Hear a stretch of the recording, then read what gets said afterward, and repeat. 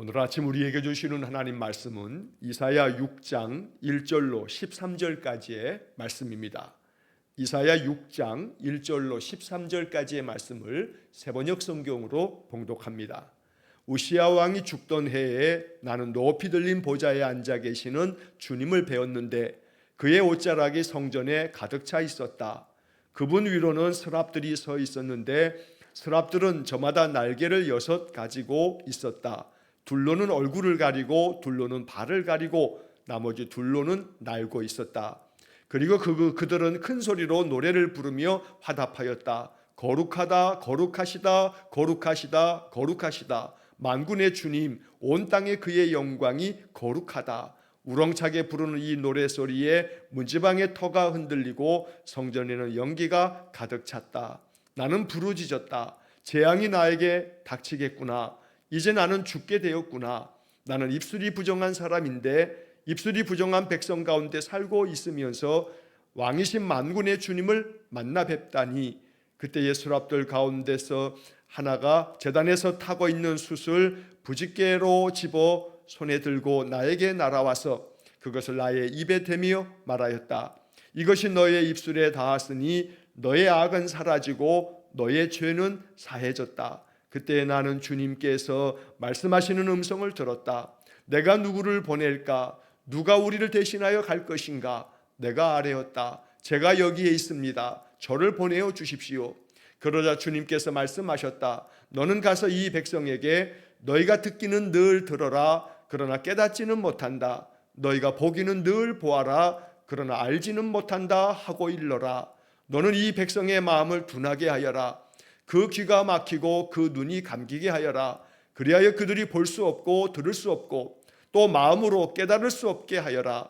그들이 보고 듣고 깨달았다가는 내게로 돌이켜서 고침을 받게 될까 걱정이다.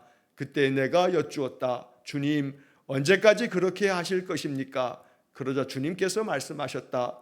성읍들이 황폐하여 주민이 없어질 때까지, 사람이 없어서 집마다 빈집이 될 때까지, 밤마다 모든 황무지가 될 때까지 나 주가 사람들을 먼 나라로 흩어서 이곳 땅이 온통 버려질 때까지 그렇게 하겠다. 주민의 10분의 1이 아직 그곳에 남는다 해도 그들도 다 불에 타 죽을 것이다. 그러나 밤나무나 상수리나무가 잘릴 때에 구루터기는 남듯이 거룩한 씨는 남아서 그 땅에서 구루터기가 될 것이다. 아멘. 자, 이사야 6장의 말씀을 읽었습니다. 1절로 13절까지의 이 6장의 말씀을 통해서 이제 하나님께서 이사야 선지자에게 계시의 말씀으로 이 남유다의 완악한 백성들이 어찌 될 것인가 라고 하는 것을 선포하는 말씀이고, 오늘 본문의 말씀에서는 가장 맨 끝에 13절에 기록되어 있는 구루터기는 남듯이 거룩한 씨는 남아서 그 땅에 구루터기가 될 것이다. 이 마지막 13절 속에 하나님의 본심이 담겨 있고, 하나님께서 이 남유다를 심판하시는 중에도 결국 신실한 믿음의 사람들은 마치 나무를 잘라내면 남아있는 그 구루터기처럼 바로 이스라엘에도 거룩한 씨가 남아서 그들이 구루터기가 될 것이다. 이렇게 신실한 믿음의 사람들을 남기시겠다는 복음의 말씀이 담겨 있는 바로 말씀이 이사야 6장의 말씀입니다. 자, 오늘 이 말씀을 보면 1절 말씀에 우시야 왕이 죽던 해에 바로 하나님께서 이사야에게 하나님의 음성을 들려주고 또한 거룩한 계시를 나타내 보여주십니다. 자, 이 우시야 왕이 죽던 해는 주전 739년경으로 학자들은 추정하고 있습니다. 이 우시야 왕은 16살의 왕이 되어서 52년 동안에 남유다를 통치했습니다. 남유다의 10번째 왕으로서 이 우시야는 선한 왕으로 기록되어져 있습니다. 하지만 그 선한 왕이 사실은 하나님이 그를 도우셔서 그 나라가 강성해졌습니다. 블레셋이나 또 아라비아를 치고, 그리고 이 우시야의 이름이 저 멀리 남쪽에 애굽의 변방까지 우시야의 이름이 퍼졌다라고 역대하 26장 8절에 기록되어 있습니다. 암몬 사람들도 이 우시야 왕 때 조공을 바칠 만큼 이 우시야 왕이 52년이라고 하는 아주 긴 기간 동안에 남유다를 통치하면서 나라는 아주 강성해졌습니다. 문제는 강해지면 겸손해져야 하는데 교만해지는 게 문제입니다. 이 우시야 왕도 마찬가지입니다. 그가 나라가 강성해지면서 마음이 교만해집니다. 교만한 마음 때문에 하나님의 성전에서 향단에 불을 피우는 것은 제사장들에게 맡겨진 사명입니다. 제사장이 아닌 심지어 그가 왕이라 할지라도 성소 안에 들어가서 향단에 불을 피우는 이러한 일들은 결단코 누구도 할 수 없는 것이 하나님이 정하신 율법이었습니다. 그런데 이 우시야 왕이 강성하여지자 마음이 교만해져서 성소에 들어가, 이 성전에 들어가 향단에 불을 피우려고 분향하려고 합니다.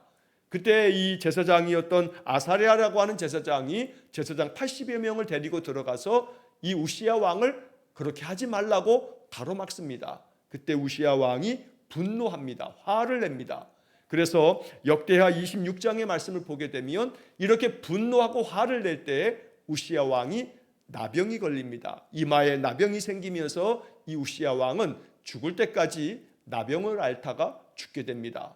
그래서 이 우시야 왕은 하나님 앞에서 선한 왕으로 남유다를 아주 강성하게 만들고 나라를 참 잘 다스려 왔지만 그 마지막 노년의 기간에는 오히려 하나님 앞에 그 강성함이 겸손하게 주를 경외하는 마음이어야 되는데 교만한 마음이 생겨지면서 그렇게 거의 한 8년여 세월 동안에 나병을 앓다가 죽음을 맞이하게 되는 겁니다. 자, 그래서 이 1절 말씀에 우시야 왕이 죽던 해 바로 이러한 배경 속에 하나님께서 이사야 선지자에게 이제 계시의 말씀을 들려주시면서 거룩한 환상을 보게 만들어 주셨습니다. 자, 이 1절에서 나는 높이 들린 보좌에 앉아 계시는 주님을 배웠는데 그의 옷자락이 성전에 가득 차 있었다. 거룩한 성전에 하나님께서 임재하셔서 하나님의 그 영광의 보좌에 앉아 계신 주님을 이사야가 환상 가운데 이제 보게 되는 겁니다. 그런데 2절 말씀에 보면 그분 위에 스랍들이 서 있었다. 여기 스랍이라고 하는 단어가 나옵니다. 이 스랍들이라고 하는 것은 천사들로 보는 것이 학자들의 일반적인 견해인데 이 스랍이라고 하는 말 자체는 원래는 히브리 말 사라프라고 하는 동사에서 유래가 된 말인데 이거 불로 태운다라고 하는 뜻을 가지고 있는 동사입니다. 그래서 이 스랍이라고 하는 말 자체는 불같은 자 혹은 불로 태우는 자라고 하는 그런 뜻을 가지고 있는 말이 스랍이라고 하는 말입니다.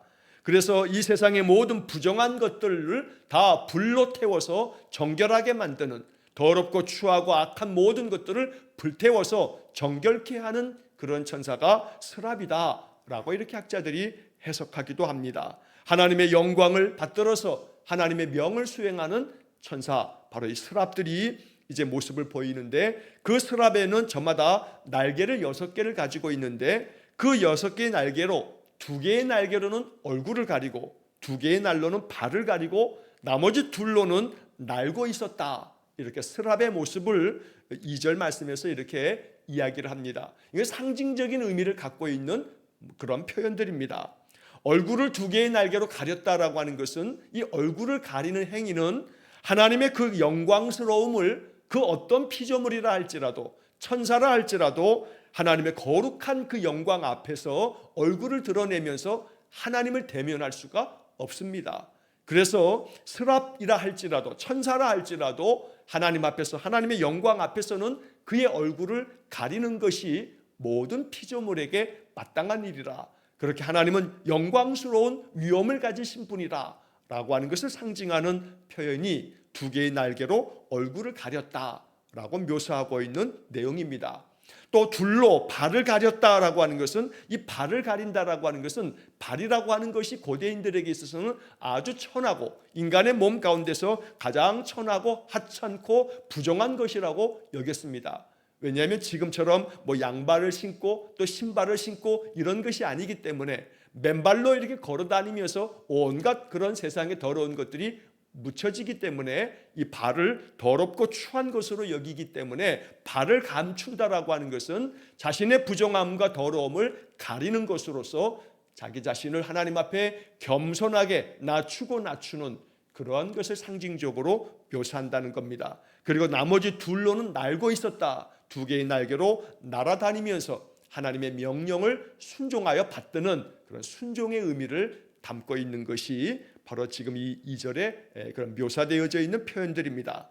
자, 중요한 것은 이제 3절에서 이 스랍들, 이 천사들이 하나님의 거룩한 그 보좌 앞에서 노래를 부르면서 서로 화답합니다. 거룩하시다, 거룩하시다, 거룩하시다. 만군의 주님, 온 땅에 그의 영광이 거룩하다라고 이렇게 큰 소리로 노래를 부르는 것입니다.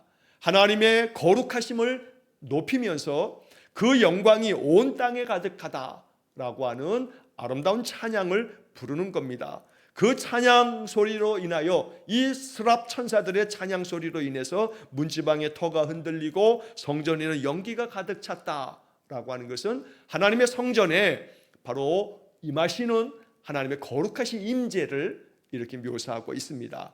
임재하신 하나님께서 이제 이사야 선지자를 대면하시고 이사야 선지자에게 하나님의 뜻을 말씀하시는 장면을 이사야가 이렇게 기록을 한 겁니다. 자, 이 성전에 임하신 하나님의 임재하심을 보면서 이사야가 이렇게 부르짖습니다. 재앙이 나에게 닥치겠구나. 이제 나는 죽게 되었구나. 나는 입술이 부정한 사람인데 입술이 부정한 백성 가운데 살고 있으면서 왕이신 만군의 주님을 만나 뵙다니. 그러면서 이 이사야 선지자는 이제 내가 죽게 되었다. 내가 재앙을 당하게 됐다. 왜냐하면 하나님을 내가 배웠기 때문이다 라고 말하는 겁니다. 자, 여기 이 얘기는 유대인들에게 있어서는 그 율법의 말씀에 출애굽기 33장 20절 말씀에 의하면 내가 내 얼굴을 보지 못하리니 나를 보고 살 자가 없음이니라, 이렇게 하나님께서 모세에게 말씀하신 바가 있습니다. 그래서 하나님께서 하신 이 출애굽기 33장 20절 말씀 때문에 유대인들은 사람이 하나님의 영광을 보게 되면 죽는다라고 하는 그런 생각을 갖게 됩니다. 그래서 지성소에는 감히 제사장이라고 할지라도 함부로 자기가 원한다고 들어갈 수가 없습니다. 왜냐하면 지성소 안에는 하나님의 영광이 하나님께서 임하셔 계신 곳이라 하기 때문에 오직 대제사장만이 1년에 딱 한 번 대속죄일에 부정한 모든 것들을 정결하게 한 후에 지성소 안에 들어갈 수가 있었습니다. 그래서 이 이사야 선지자는 그러한 전통, 그러한 율법의 말씀 때문에 자기가 하나님의 영광을 보게 됐으니 자기가 이제는 죽게 됐구나, 재앙이 닥치겠구나, 이렇게 탄식하는 겁니다. 심지어 이제 이 이사야는 왜 그러냐면 나는 입술이 부정한 사람이기 때문에, 여기서 입술이 부정하다는 것은 그냥 입술만 부정하다는 얘기가 아니라 사람이 모든 죄악을 입으로 뿜어내기 때문에 모든 악한 것들이 입을 통해서 나오기 때문에 그렇게 상징적으로 묘사하고 있는 겁니다. 나는 부정한 사람이기 때문에 이 부정한 백성 가운데서 살고 있으니 내가 거룩한 하나님 앞에서 하나님을 뵙게 됐으니 내가 죽게 되지 않겠나 하고 탄식하는 겁니다. 그때 6절 이하의 말씀에 그 서랍들 가운데 하나가 제단에 타고 있는 그 숯을 부집개로 집어서 이사야의 입에다가 댑니다. 그리고 7절 말씀에 그것을 나의 입에 대며 말하였다. 이것이 너의 입술에 닿았으니 너의 악은 사라지고 너의 죄는 사해졌다. 제단에 핀 숯불을 이사야의 입에 대면서 그 숯불로 이사야의 모든 부정한 것들을, 죄악된 것들을 다 불태움으로 너의 악은 사라졌다, 너의 죄는 다 사해졌다, 이렇게 이 스랍들이 선포해 주는 겁니다. 모든 죄사함의 은혜를 얻었다고 이야기를 하는 겁니다. 그래서 제단 숯불로 인하여 우리의 죄가 다 사함받고, 그래서 하나님 앞에 긍휼하신 은혜를 얻음으로 우리가 정결한 하나님 백성이 되어진다라고 하는 것을 말씀하는 것이 바로 이 7절의 말씀입니다. 자, 그 다음 이어서 이제 8절 이하의 말씀에서 이렇게 정결하게 된 이사야 선지자에게 하나님께서 말씀을 들려주십니다. 하나님께서 말씀하신 음성을 듣게 되는데 하나님 이렇게 말씀합니다. 내가 누구를 보낼까? 누가 우리를 대신하여 갈 것인가? 이렇게 말씀하실 때 이사야 선지자가 하나님께 대답합니다. 내가 여기 있습니다. 저를 보내어 주십시오. 올 한 해 우리 교회의 표가 바로 이 말씀에 근거하고 있습니다. 나를 보내소서라고 이사야 선지자가 하나님 앞에 나와 주님 앞에 고백하는 것처럼 하나님께서는 언제나 이 세상 가운데 주의 일을 감당할 사람들을 찾고 부르시는 겁니다. 누가 우리를 대신하여 갈 것인가? 내가 누구를 보내야 될 것인가? 우리의 가정으로, 우리의 일터로, 우리의 삶의 자리로 하나님의 신실한 사람들이 가서 하나님의 그 뜻을 전하고 하나님의 영광의 그 복음을 전하는 복된 사명을 감당해야 되는데 누가 이 사명을 감당할 것인가? 누가 우리를 대신하여 갈 것인가? 하나님의 부르심 앞에 이사야는 대답했습니다. 제가 여기 있습니다. 저를 보내어 주십시오. 언제나 우리 신자는 여기 이사야 6장 8절에 기록된 이사야의 고백처럼 오늘도 내가 여기 있습니다. 오늘도 내게 은혜를 주셔서 내 삶의 자리에서 하나님 백성으로서 늘 진실하고 선을 행하며 하나님의 뜻을 받들어 살게 해주십시오. 나를 통해서 예수 향기가 전하여지고 내가 축복의 통로가 되어 또 나의 그 삶이 오직 이 땅에 빛을 비추고 소금의 사명 감당하는 그런 삶의 자리가 되어지도록 나를 보내어 주십시오. 바로 이렇게 기도하면서 하루를 시작하는 것, 우리가 이사야를 통해서 또 마음에 배우게 되는 하나님의 말씀입니다. 자, 9절 이하의 말씀에서 이제 하나님께서 이사야 선지자에게 나를 보내어 달라는 이사야 선지자의 말씀을 듣고 이 이사야에게 이렇게 이제 말씀하십니다. 여기 9절과 10절의 이야기는 사실은 성경의 많은 말씀들 가운데서 해석하기 어려운 구절들이 있는데 그 중에 하나가 이사야 6장 9절과 10절입니다. 이 이사야 6장 9절과 10절의 말씀을 예수님께서도 마태복음 13장에서 인용하실 만큼 또 사도 바울도 이 말씀을 인용하여 이야기하고 있기 때문에 이 이사야 6장 9절과 10절은 아주 중요하게 여겨지는 구절인데 해석에 있어서 주의를 기울여야 하고 문자 그대로만 바라보게 되면 오해할 수 있는 그런 구절이기 때문에 우리가 그 뜻을 잘 음미해야 될 것입니다. 자, 9절 말씀부터 보면 그러자 주님께서 말씀하셨다. 너는 가서 이 백성에게 너희가 듣기는 늘 들어라 그러나 깨닫지는 못한다. 너희가 보기는 늘 보아라 그러나 알지는 못한다 하고 일러라. 너는 이 백성의 마음을 둔하게 하여라. 그 귀가 막히고 그 눈이 감기게 하여라. 그리하여 그들이 볼 수 없고 들을 수 없고 또 마음으로 깨달을 수 없게 하여라. 그들이 보고 듣고 깨달았다가는 내게로 돌이켜서 고침을 받게 될까 걱정이다. 자, 여기 10절의 마지막 부분이 우리가 그냥 글자로만 읽다 보면 오해할 수 있는 부분이 됩니다. 왜냐하면 이렇게 하나님의 말씀을 듣고 보고 그래야만 그들이 그 백성이 돌이켜서 하나님께로 나와 고침을 받고 하나님의 참 백성이 될 텐데 여기 10절 마지막 부분에 보면 그들이 보고 듣고 깨달았다가는 내게로 돌이켜서 고침을 받게 될까 걱정이다. 이렇게 말씀이 되어 있다 보니 고침을 받는 것, 그들이 남유다 백성들이 돌이켜서 하나님께로 돌아와 고침을 받는 것이 걱정이다. 이렇게 이 번역이 되어 있다 보니 히브리 성경에도 이 말씀이 이렇게 되어 있습니다. 그러다 보니 이것이 자칫하면 오해가 됩니다. 하나님이 남유다 백성들이 돌이켜 고침받는 것을 원하지 않는 건가? 라고 이해할 수가 있다는 겁니다. 그러나 그런 것은 이 말씀에 대한 오해입니다. 자, 이 9절과 10절의 말씀은 역설적인 표현입니다. 강조하기 위한 표현인데 뭘 강조하냐면 남유다 백성들의 완악함을 강조하는 겁니다. 무슨 얘기냐 하면 우리는 이미 앞에서 이 이사야 1장부터 5장까지 이어지는 쭉 말씀에서 하나님은 계속해서 남유다 백성들에게 경고하고 말씀하십니다. 심판을 경고하면서 돌아와라. 하나님께로 돌아와라. 그 말씀에 순종해라. 너희들의 악을 다 버리고 하나님께로 나오라. 끊임없이 선지자가 이야기를 합니다. 하지만 그 선지자의 말씀을 듣지 않습니다.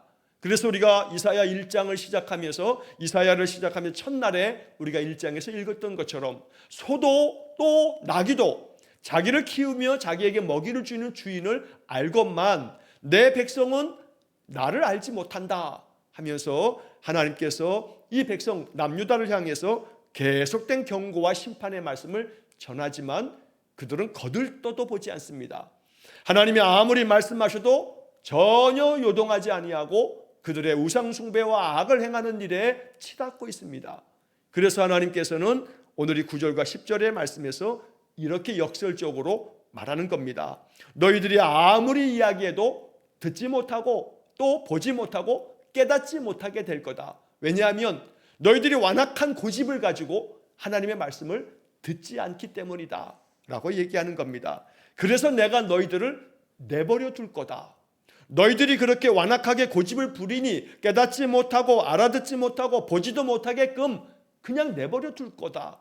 너희들이 스스로 완악하게 하나님의 뜻을 저버리고 고집을 부리고 있으므로 너희들을 그냥 내버려 둘 거다 라고 말씀하는 겁니다.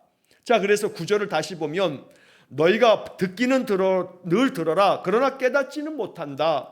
보기는 늘 보아라 그러나 알지는 못한다.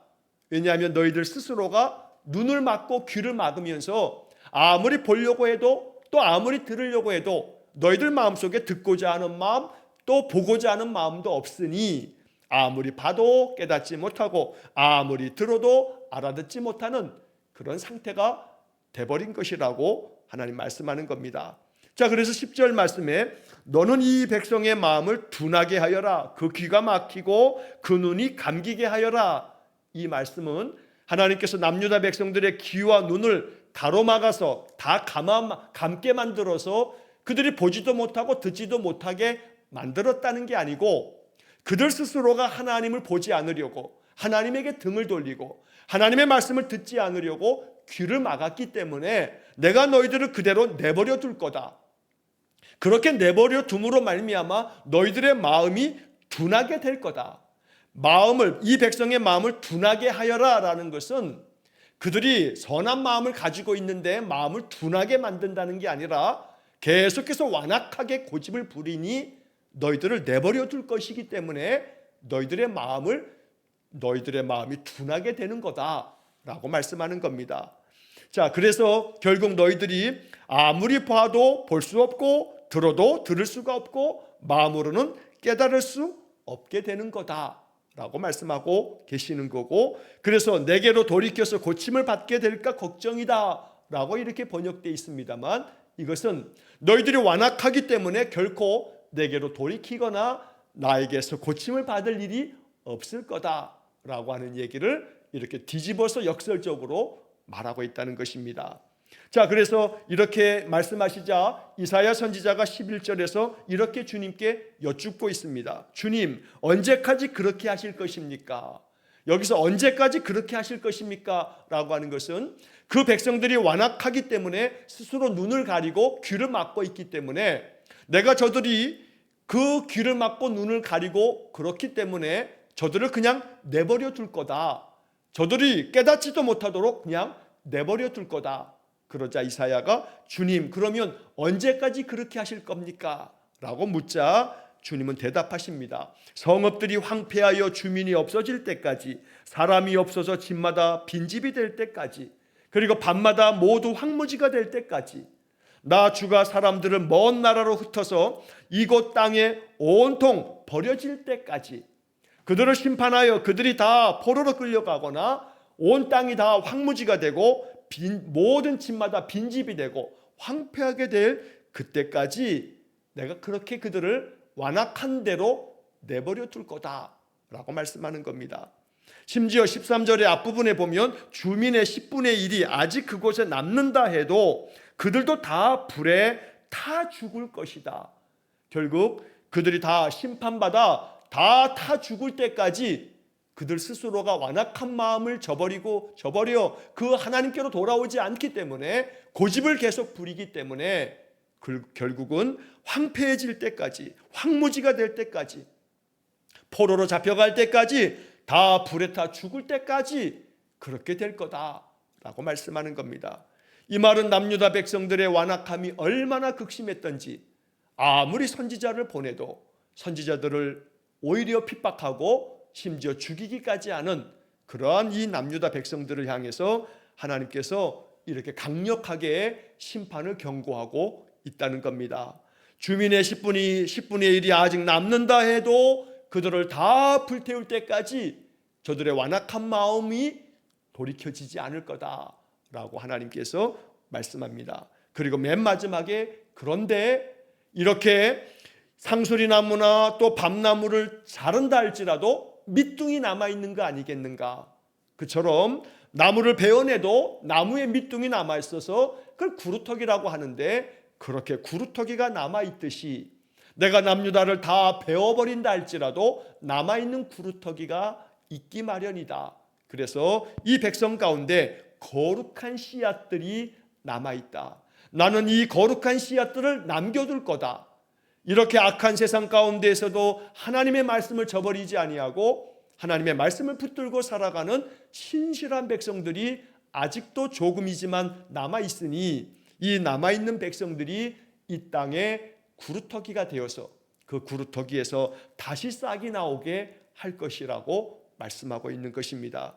그래서 이사야 6장의 말씀은 하나님께서 선지자 이사야를 부르시고 그의 입술에 제단 숯불로 그를 정결하게 하신 후 하나님의 뜻을 전하시는 말씀이고, 이사야가 내가 여기 있습니다, 저를 보내주십시오 라고 하나님 앞에 결단하면서 하나님의 말씀을 받아 이 남유다 백성들의 완악함을 다시 한번 책망하는 말씀이 오늘 본문의 말씀입니다. 그러나 그 책망 속에는 역시 여전히 복음이 담겨 있습니다. 구루터기를 남겨둘 것이다. 구루터기가 남아서 다시 한번 생명을 꽃피우게 될 것이다 라고 말씀하는 것이 바로 이사야 6장에 담겨 있는 복음의 말씀입니다. 오늘 이 이사야 6장의 말씀을 마음 깊이 묵상하면서 이사야처럼 하나님 앞에 고백하는, 결단하는 우리가 되기를 간절히 원합니다. 날마다 주님 제가 여기 있습니다, 오늘도 저를 가정으로 또 일터로 나의 삶의 자리로 하나님 보내어 주셔서 거기서 하나님의 뜻을 잘 나타내는 믿음의 삶을 살게 해주십시오. 오늘 이것이 우리의 기도가 되기를 간절히 원합니다. 듣기는 들어도 깨닫지 못하고 보기는 봐도 깨닫지 못하는 어리석고 완악한 남유다 백성 같이 되지 말아야겠습니다. 언제나 우리의 마음 항상 보이는 것, 들려지는 것을 통해서 하나님의 뜻을 발견하고 하나님 앞에 늘 겸허하게 나와 순종하는 믿음의 백성이 되어야겠습니다. 언제나 세상이 아무리 죄악 가득하여도 거룩한 씨가 되고 구루터기가 되는 믿음의 삶이 될 수 있기를 주의 이름으로 간절히 축원합니다. 기도하겠습니다. 자비로우신 아버지 하나님, 거룩하신 하나님께서 성전에 가득 임하신 것처럼 우리의 삶의 자리에 하나님 임재하여 주시고 우리에게 말씀하여 주옵소서. 계시된 거룩한 주의 성경의 말씀을 통해서 하나님 만나고 하나님의 뜻을 받드는 우리의 삶이 되게 해 주옵소서. 누가 우리를 위하여 가겠느냐 하나님 부르실 때에 이사야 선지자가 대답한 것처럼 제가 여기 있습니다 고백하면서 주님의 부르심을 받드는 우리 모두가 되게 해 주옵소서. 나를 보내어 달라고 주님 앞에 자원하며 하나님 앞에 헌신할 것을 늘 고백하는 우리의 삶이 되게 해 주옵소서. 간절히 원하오니 남유다 백성들처럼 보기는 보아도 듣기는 들어도 깨닫지 못하는 완악한 자들이 아니라 언제나 주님 말씀 잘 알아듣고 잘 깨달아서 그 말씀에 순종하는 거룩한 씨가 되게 해 주옵소서. 오늘도 우리 성도들을 구루터기와 같이 이 죄악 많은 세상에서도 늘 우리의 신실한 믿음을 지켜주셔서 하나님 앞에 새 생명의 기운이 다시금 돋아나는 거룩한 구루터기들 되게 해 주옵소서.